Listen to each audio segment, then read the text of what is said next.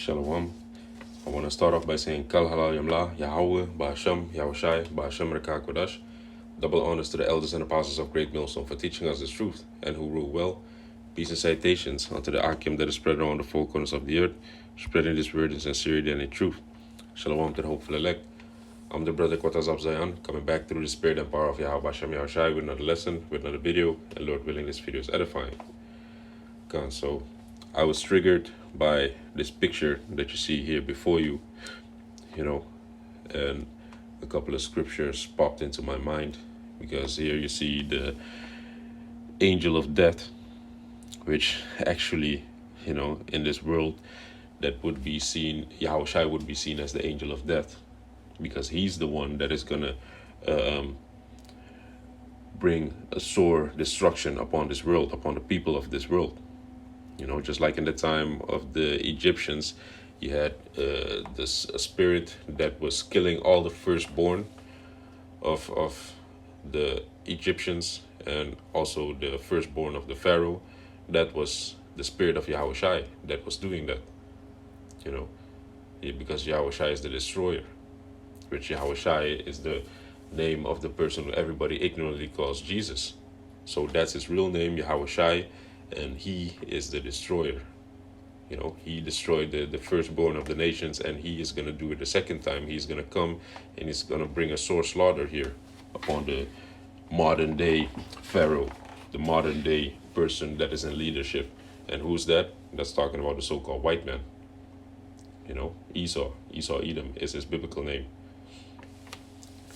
So what you see in front of you is the angel of death, and he is pointing towards the man like, hey, it's your time to go. But all the money that you made while you were alive, you have to leave it here, because you can't take it with you. That's a common known thing, you see, because you work, but in the end you come in this life without nothing, naked.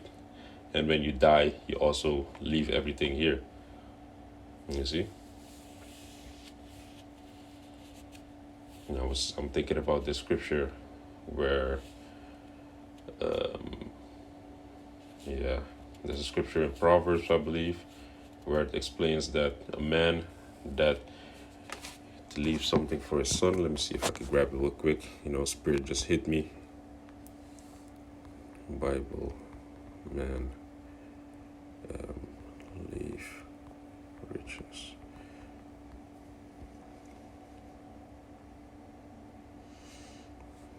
That's Proverbs 13 and 22. Let me get that. Proverbs 13 and 22.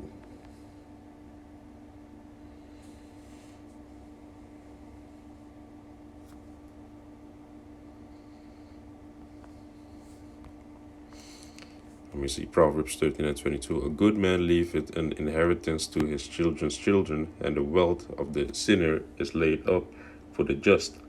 Yeah, man. That's just like what we read yesterday at camp. The wicked, he swallows everything up. He swallows the silver and gold, but the Most High is going to let him vomit everything up violently. He's stacking it for the just, the wicked, the sinners, which is now the so-called white man, who is going in every country and tomb and temple and stealing the riches and the artifacts and the gold from these other nations and putting it in his museum, showing off what he stole, basically.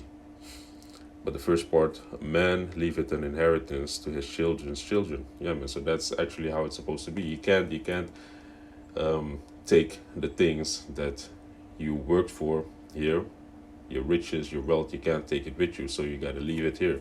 And the best thing is to leave it for your children.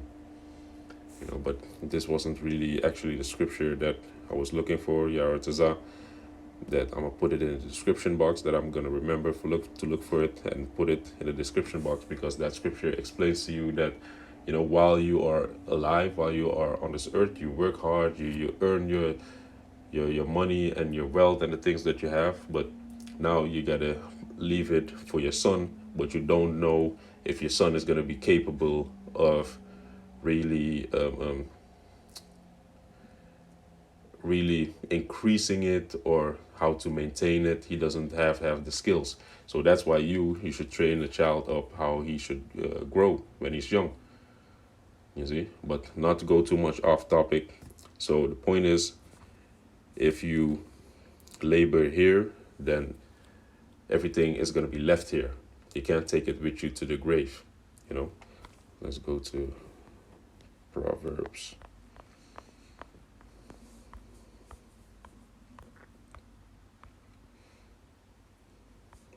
Proverbs 23, verse 4. Labor not to be rich, cease from thine own wisdom. Yeah, man, so you shouldn't labor to be rich here on this side. The better thing to do is to seek the wisdom, knowledge, or understanding of the Most High, and then the rest is going to be added to you. Don't seek riches. Don't labor to be rich. No, you got to look for wisdom, because wisdom is the principal thing, you know.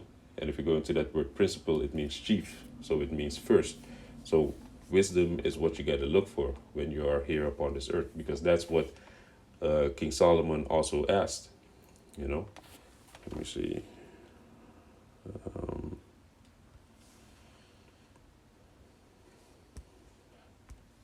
I think it was 2 Chronicles 7.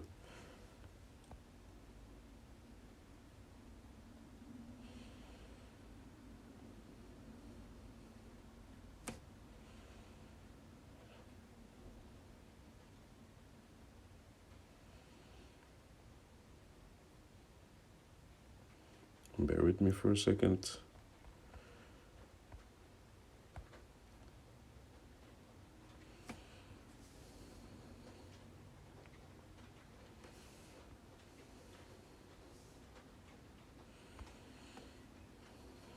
That's First Kings.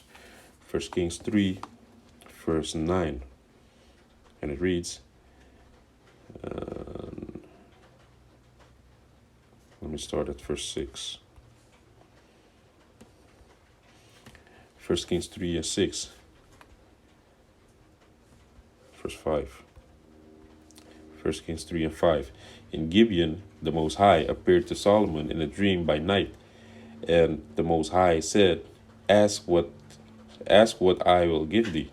And Solomon said, Thou hast showed unto thy servant David, my father, great mercy, according as he walked before thee in truth and in righteousness, and in uprightness of heart with thee. And thou hast kept for him this great kindness, that thou hast given him a son to sit on his throne, as it is this day. And now, O Yahweh, my power, thou hast made thy servant king instead of David my father, and I am but a little child. I know not how to go out or come in. And thy servant is in the midst of thy people, which thou hast chosen, a great people that could not be numbered nor counted for multitude. Give therefore thy servant an understanding heart to judge thy people, that I may discern between good and bad. For who is able to judge For who is able to judge this thy so great a people? You see, so he, which is Solomon, he asked the Most High for understanding to judge his people. So he basically asked for wisdom and knowledge. Why is this thing tripping? Satan is not liking this. Let me turn off the Wi-Fi.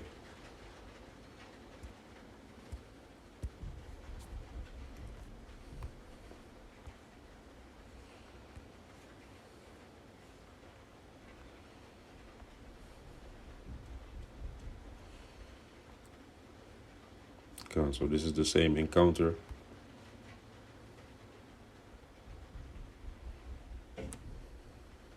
This is 2 Chronicles 1, verse 7. In that night did the Most High appear unto Solomon, and said unto him, Ask what I shall give thee.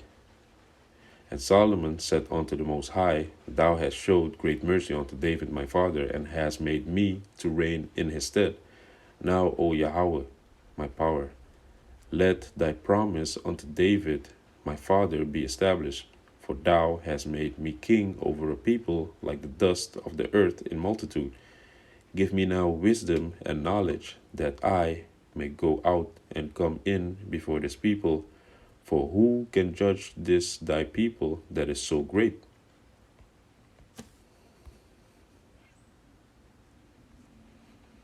Verse 11, and the Most High said to Solomon, because this was in thine heart, and thou hast not asked riches, wealth, or honor, nor the life of thine enemies, neither yet hast asked long life, but hast asked wisdom and knowledge for thyself, that thou mayest judge my people, over whom I have made thee king. Wisdom and knowledge is granted unto thee, and I will give thee riches and wealth and honor, such as none of the kings have had that have been before thee, neither shall there any after thee have the like. You see? So the most important thing that you can ask for and pray for or go after while you are alive is wisdom and knowledge, you know, and especially the hidden wisdom and knowledge of Yahweh Bashem Yahushai. You see? Because it's hidden to this world. It's a mystery to this world. But yeah, man. So going back, let's go. This man, he has stacked up money, you know, and just like we just read, don't labor to be rich, but live a life that is spiritual, you know. Walk towards Yahweh Bashem Yahushai while you're alive. Let's go to the book of Proverbs 11:4. Riches profit not in the day of wrath, but righteousness delivereth from death. You see?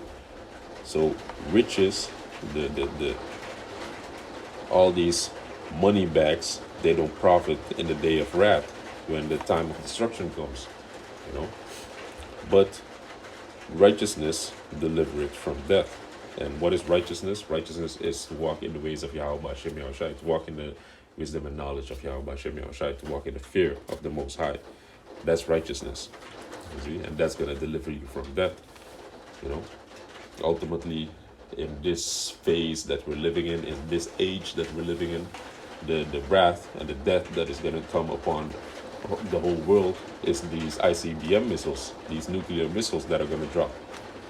But Yahweh Tazah, the servants, the prophets that live accordingly, you know, they are going to be saved from that day, you know, and they are going to get the white garments, which the white garments represent righteousness, you know, because they walked in righteousness the days in their life. You know, as soon as they heard this truth, they started to change. They started to renew themselves.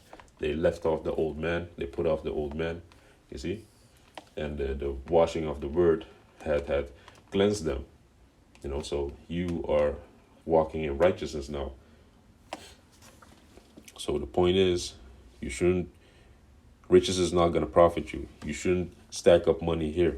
You know, what you should stack up is this. Matthew 6, verse 19. Matthew 6:19. Lay not up for yourselves treasures upon earth, where moth and rust doth corrupt, and where thieves break through and steal. But lay up for yourselves treasures in heaven, where neither moth nor rust doth corrupt, and where thieves do not break through nor steal. For where your treasure is, there will your heart be also. You see? So this is a red letter, so this is Yahushai speaking, the person who everybody ignorant because Jesus. He said, put your treasures upon not on this earth, because here it's corruptible. It's gonna be rotten. It's gonna be moth eaten. You know, everything here can be broken down and corrupted. But if you put it on high, if you put it in heaven, meaning you have a bank account here, you know, a physical bank account, but you also have a spiritual bank account. You know, if you walk towards Yahweh Bashem Yahushai, if you live in righteousness, if you do what the Most High asks, like Yahushai said, if you love me, feed my flock. You see, if you do those things, then your spiritual bank account is building up. So you should rather build up that spiritual bank account than building up a bank account here upon earth. Don't get me wrong. You have to take care of yourself and, you and yours, because you are a man and you have to take care of yourself also. So it's not that you should sell everything and then just only focus on being spiritual. No, man. Because money is a defense. And the differences between us, the spiritual man and the carnal man, we see that, just like how Yahushua said, we render unto Caesar what belongs to Caesar. So we don't try to forge taxes and stuff like that. It's not hurting us. We know that this is his society, this is his kingdom, so just give him what he deserves. It's his money. Don't let it affect you. Don't let it hurt you. Because the Most High is going to take care of us. The Most High has our back. You see? But the people in the world, they stress about money. But we should be spiritual enough to see that money shouldn't be in charge of our emotions. Because where a treasure is, there's your heart going to be also, and your heart is your mind. So if you focus on the carnal bank account, that's where your mind is constantly going to be at. Hey, I need to put in money for some stocks. Hey, I need to get some NFTs or a Bitcoin. I need to invest in something. You see? But if your mind is on spiritual things, then you can see all the hidden things that the Most High has laid in store for you. Or if, for example, a brother in the camp has a dream, then because you are focused on scriptures, then you can recognize certain instances, certain scenarios, and link them with scriptures. Like, hey, that what you're going through right now is the same thing that happened here. Or, you can link certain things with each other. But if your mind and focus is continually on money, then you are in the camp, but you are not really effective. You are not bringing in that gift that the Most High has given you, that gift and that talent. You see? So you can jump also to this verse, Matthew 6:24. No man can serve two masters, for either he will hate the one and love the other, or else he will hold the one and despise the other. He cannot serve God and mammon. Yeah, man. So you can't serve two masters. You can't be fully focused on one. You have to be fully focused on one. You can't be partially with one and partially with the other. So where your mind is, that's where your heart is going to be. So it's either you choose for the money, going after the money, or you choose to be spiritual. And what did we just read? King Solomon, he asked for the spiritual, he asked for wisdom, knowledge, understanding, and the rest was added on to him, so that he can judge the people correctly. You see? Let's go to Colossians.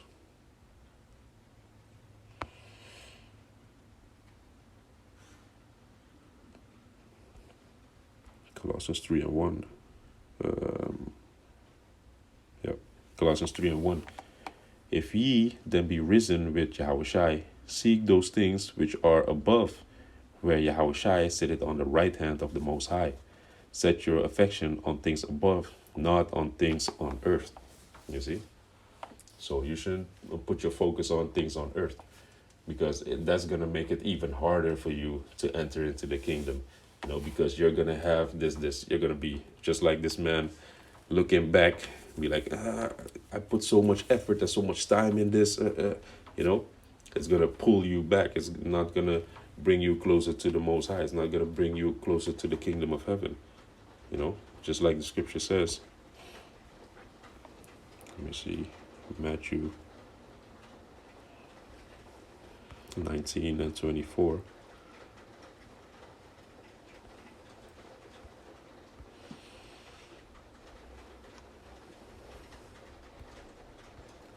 Matthew 19:23.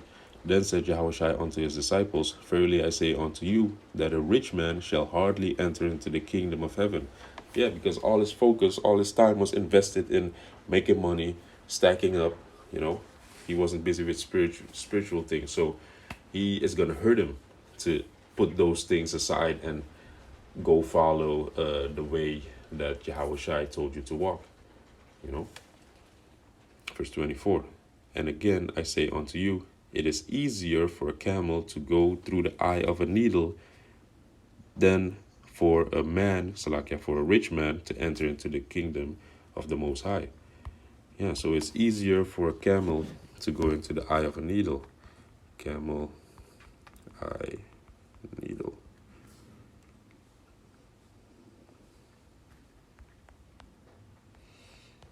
And that's not it.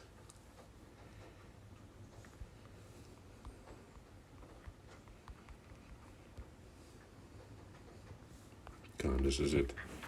So a needle is not that modern day needle that you're thinking about, which you use with sewing. No, a needle was a secret escape route. You know, just like when now in companies, when there's a fire breaks out, then there's this route that you have to take to immediately escape safely. So back in the day, you would have a needle, which is a kind of like a hidden door to escape. And that's something like that. That's a small passage. But a camel, being a big, stubborn animal, you can't force him to go through that, man, because he's stubborn, and he's like, hey, what are you trying to do? Trying to get me on my knees and then push me in? And no, man. So it's very hard for that camel to go through that passage.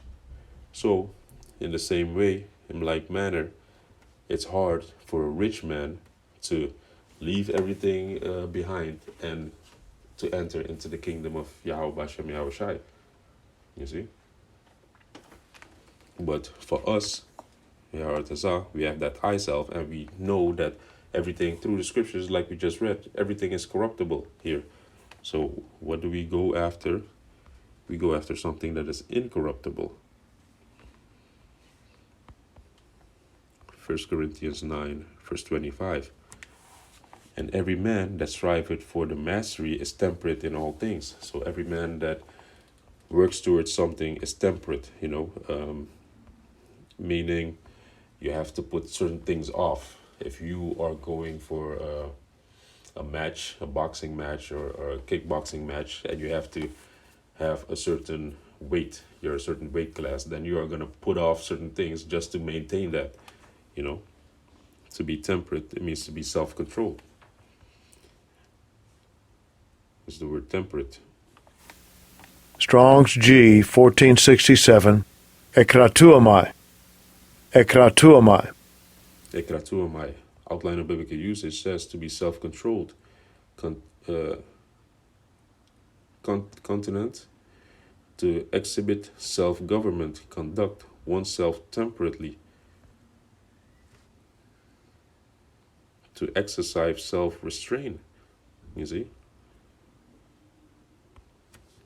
in diet and chastity. You see, it's like I just said. So when you're temperate, then you're in control. You restrain yourself. So, and every man that striveth for the mastery is temperate in all things. Now they do it to obtain a corruptible crown, but we an incorruptible. You see? So just like we read Matthew 6, everything here is moth and rust corrupted it. Everything is going to decay after a while. But if you put your treasure in heaven, if you lay your store your treasures in heaven, everything is going to be incorruptible, man. And ultimately, we are going to have that incorruptible crown. Like it says in the book of 2nd Esdras, Yahweh Shai is going to give you that white garment, which is righteousness, and he's going to give you that crown, which is incorruptible. And that's what you get when you stack up your money on high, So yeah, man, I hope this video is short and to the point and edifying. And I want to say, Kal Halal Yamla, Yahweh, Ba'ashem, Yahweh Shai, Ba'ashem Reka Kodash, Shalom Akim.